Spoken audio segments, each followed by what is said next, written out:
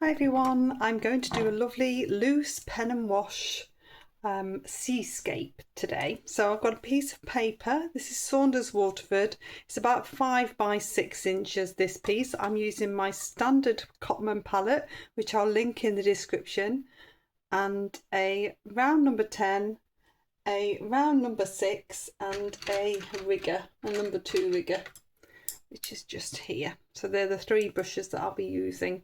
Whenever I do pen and wash, I always like to start with a bit of wash of watercolour first. I think it means that you don't put as much pen on. I think you tend to overcompensate with the pen if you start with the pen. So we're going to start by getting a little bit of a sky in. So this is my round number 10, taking on a bit of water.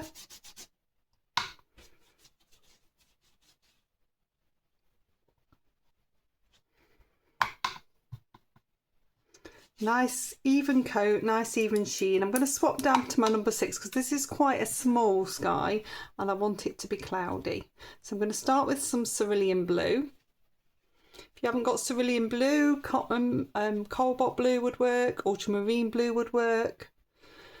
I'm pushing down with a circular motion and creating some little wispy bits of blue.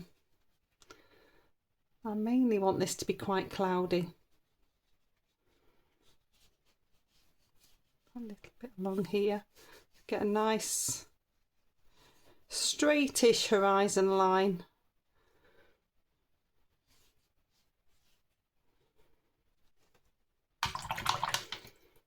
And give my brush a little bit of a rinse. I'm going to dab into a bit of the cadmium yellow.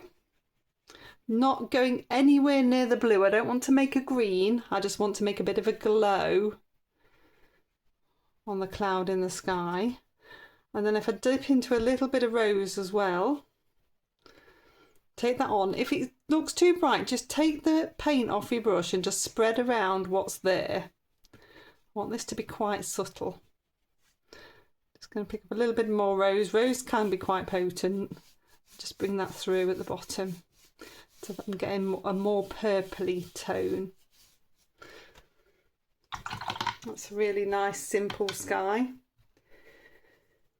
I'm going to take my round number 10 again and some water.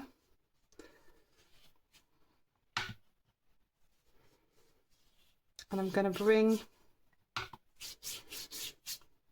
I've left a bit of a gap for the sea. And bring some water through.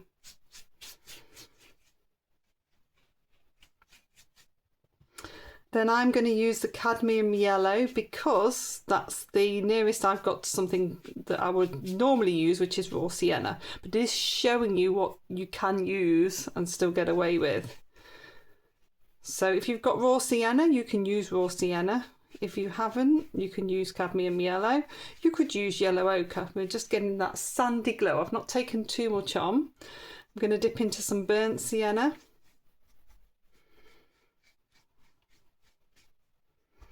I'm thinking sand dunes really. And this is the start of the build-up of the sand in the grasses. Take a little bit of the burnt umber on.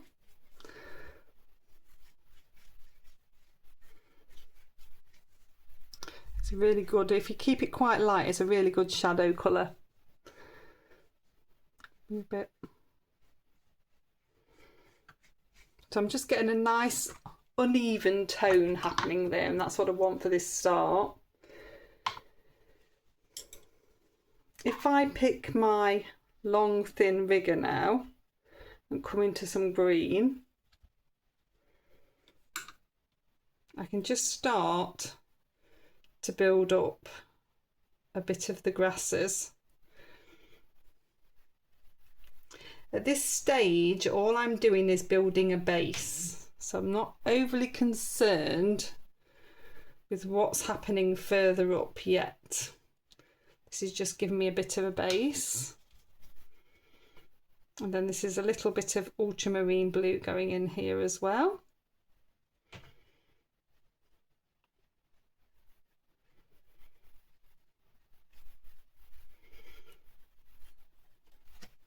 Starting to build that base there. Okay, I'm going to dry this one off. Okay, so that's nicely dry. I'm going to start at the top of the water and work my way down.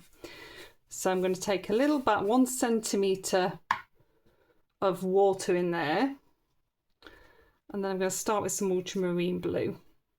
So if it runs to the edge of that water, that's fine. This is a small area and I'm working my way down. I want to create some white of the waves, so I don't want to wet the whole area in one go. So that's that ultramarine blue going in. And then what I'm looking to do is capture an edge and then an edge underneath, so that I start to build up a feeling of some waves. So I'm going to come in with just the water and the bit of ultramarine blue now. You must stay with that one edge you've just created and work your way down. You can't draw the lines in and then go back to it, because you'll end up with watermarks and lines. So you've got to work your way down that way. That makes sense.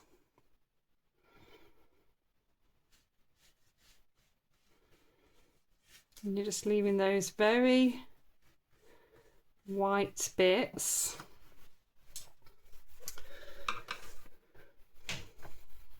Now if I come into some burnt sienna, that's going to start to send it grey in places. Because remember, we're coming over this with some pen, and I'm going to use a black pen. So that's going to give it a nice oomph after. So I'm going to mix a little bit of the ultramarine blue and a little bit of the burnt sienna. So that's what I'm doing now. I'm coming back over this section, and what I'm trying to do is just neaten up where I want these edges to be for the water. So I'm just... What's quite nice when you're mixing on the paper is you're getting a variety of tone, because you're not blending too much with these colours. Let's take a little bit more of the ultramarine in, and you get a really nice variety of tone. So this is nearly dry at the back now, so I'm just going to sweep that through a little bit.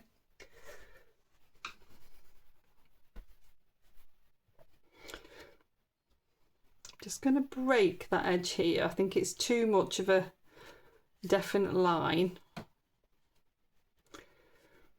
I want it to feel like it's more lapping waves coming in. Okay, I'll dry that one off. Okay, so then before we come on with the pen, I want to just build up a few more grasses. And I want to build them up over the water now as well. So this is my round number 6 into the sap green.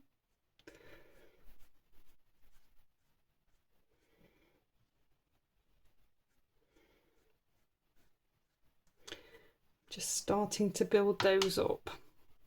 Just do one side at a time. Take a little bit of the ultramarine blue in as well. And then, because I find it easier to paint downwards, I'm turning upside down. And then I'm going to use my rigger. This is a little bit of the ultramarine and a little bit of the sap green together, just to break through. You can see this is quite wet, and it's important that it stays quite wet for us to soften in the bottom. This is a little bit of the burnt sienna coming in, makes the green look more natural. Now if I switch round again, give my brush a rinse, and I'm just going to bring that edge, this is just with a wet brush, bring that down.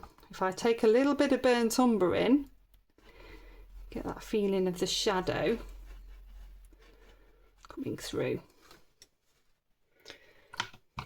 Okay, I'm going to do the same with this side now.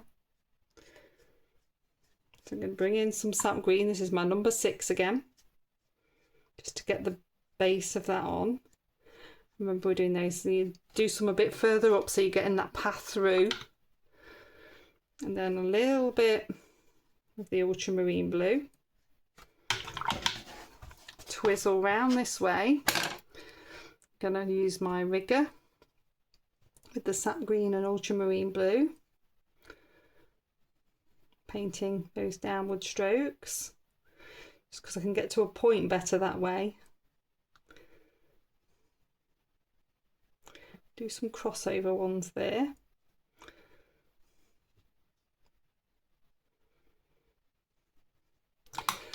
And then a little bit of the burnt sienna,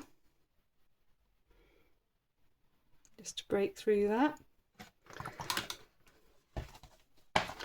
Twizzle round again. Pick up my round number 6 and just bring that water in. And then to pick up a little bit of the burnt umber. Just very little on the brush. Just bring that through, create that shadowed effect.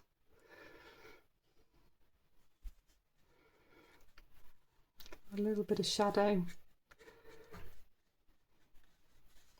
through there as well. Okay, I'll dry that on and we'll come on with the pen. Okay, so that's nicely dry. I'm just using a black fine liner pen, a uni pen. It's a 0.3. I think I've got a whole set that's got 0.5. So the first thing I'm going to do is pop in some birds. So you can see we've got a few little birds there. Now, whenever you're doing pen, it's basically less is more. Do not go mad. Do not outline anything. So you want to think about the dark areas. So if I come underneath each of these waves, that's just going to start to accentuate those. Less is more. See, I'm missing in between the, I don't want to go over the grasses. So I'm just being very careful to miss in between those. You can have a little bit of texture on the sand. You see how I'm following those directional strokes.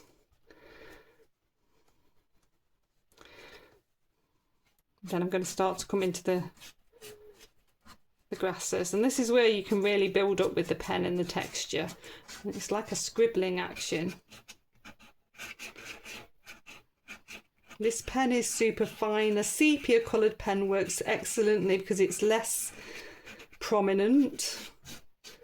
Tends to look a little bit more muted and doesn't dull the colour as much. Black you do have to be a little bit careful with. So I'm bringing that through. Again, directional strokes. It's quite nice to create this movement. Shouldn't be afraid of pen. It's just you don't want to outline. You want to concentrate on getting some darks and some movement in there. You can pop some little bits of grass seed heads on. Be quite nice.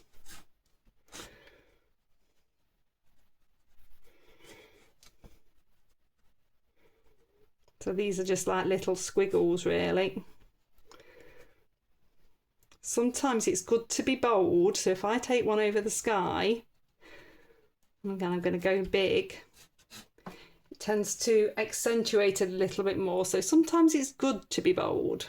I'm going to take one this side as well. Don't have to be perfect. It's amazing what the brain fills in.